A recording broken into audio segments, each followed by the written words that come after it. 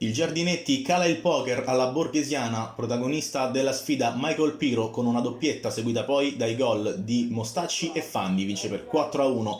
La formazione biancorossa è proprio Mostacci il primo a rendersi pericoloso, con questo destro deve intervenire 2 volte Buccino per evitare il peggio. Pochi minuti dopo, dalla parte opposta del campo, Daneri prova a schiacciare di testa su questo calcio d'angolo, nulla di fatto però.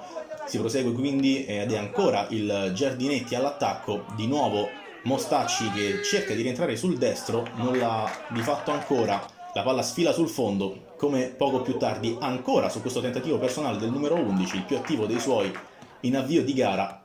La rete arriva però dal numero 7, dal capitano Michael Piro che sfrutta l'indecisione di un difensore avversario, riesce quindi con il destro a punire Buccino ed a portare i suoi sul parziale di 1-0. Ancora ospiti in avanti, poco più tardi Di Napoli cerca di incrociare il mancino, interviene prima coi piedi e poi blocca a 2 mani Buccino.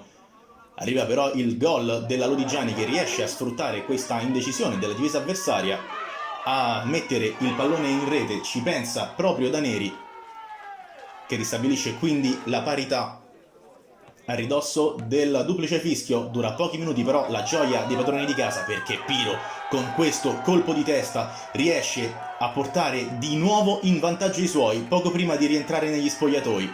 È 2-1 Giardinetti.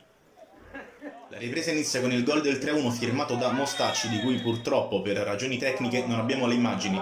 Piove sul bagnato poco dopo per la Lodigiani che per proteste perde il proprio capitano, a cui viene mostrato il secondo giallo e rimane quindi in 10 uomini. Cerca di approfittarne subito la formazione ospite, qui c'è questo lancio lungo verso Coletta che ha una prateria per andare in porta, si avvicina a Buccino ma sbaglia clamorosamente aprendo troppo il destro.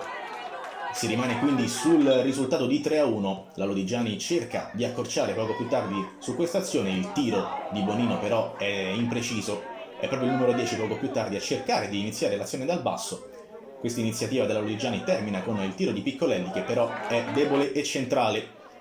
Poco più tardi è Giuliani che si gira in un attimo e riesce a calciare, interviene però ancora il portiere della Lodigiani per tenere vivi i suoi. Nel recupero però arriva il quarto gol del Giardinetti, in questa azione peraltro abbastanza simile a quella che ha portato alla rete della Lodigiani. Qui viene servito di tacco Fanni che controlla e calcia.